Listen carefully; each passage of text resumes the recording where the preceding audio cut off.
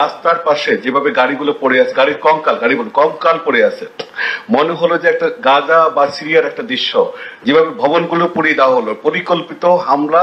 সাংবাদিকরা যখন যাচ্ছে ভিতরে গাড়ি আগুন লাগিয়ে যেতে তারা আগুনে পুড়ে যায়, এই জন্য ড্রাইভার এবং রিপোর্টার কেন বের হয়েছে এই জন্য তাদেরকে রাস্তায় ফেলে দেওয়ার পিটিয়েছে। গ্রামে গ্রামে পর্যন্ত আপনার হামলা হয়েছে, গ্রামে গ্রামে পর্যন্ত আওয়ামী লীগ নেতা কর্মীদের বাড়িঘর পুড়ায় দেওয়া হয়েছে। ক্ষতি অনেক ভয়াবহ ক্ষতি হয়েছে। কেবল দেশি চক্রান্তকারীরা নয়, এর পেছনে ট্রেন্ড বিদেশি চক্রান্তকারীরা যুক্ত ছিল এবং তার সঙ্গে অ্যালাইনমেন্ট করে আপনার যারা বিদেশি, যারা ষড়যন্ত্রকারী বা দেশবিরোধী আছে তারাও সেখানে ছিল। মানুষের জীবনে এখন যেটা অস্বস্তি ছিল, আজকে যখন আপনি অফিস খুলে দিয়েছেন, আমি পথে ছিলাম, আমি মানুষের মধ্যে উদ্বেগ ছিল কিন্তু মানুষের মধ্যে উল্লাস ছিল। তারা অফিস করতে চাচ্ছে, তারা কাজ করতে চাচ্ছে এবং তারা আপনার অর্জনগুলোকে তারা টার্গেট করেছে।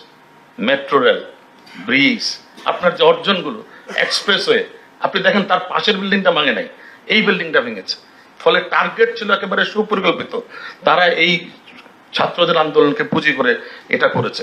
রাষ্ট্রের 3টি স্তম্ভকে অকেজো করে 4র্থ স্তম্ভ গণমাধ্যমকে অকেজো করতে হবে।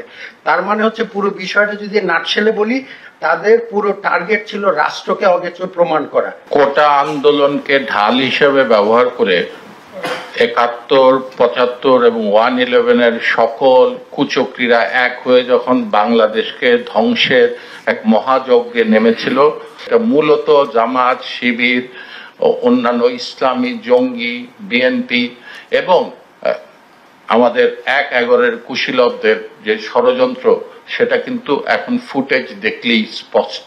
ভবিষ্যতে এই ধরনের ঘটনা আরো ঘটবে।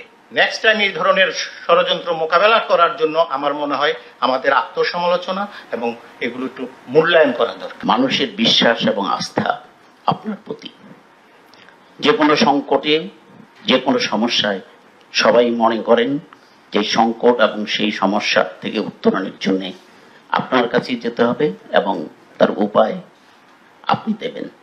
মাননীয় প্রধানমন্ত্রী, আপনি বঙ্গবন্ধু কন্যা, আপনার সাহস এবং আপনার আত্মবিশ্বাস বাঙালিকে নানান সংকট থেকে বারবার সংকটের উত্তরণে সহায়তা করেছে।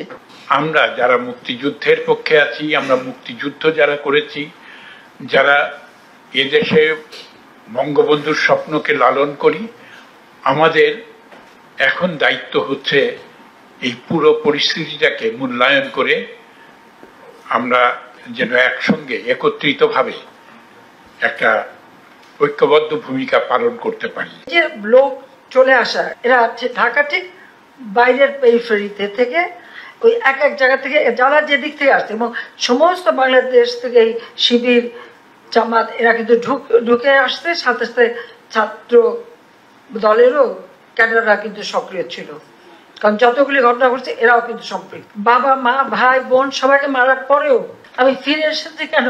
ওই গরিব দুঃখী মানুষের জন্য, সাধারণ মানুষের জন্য।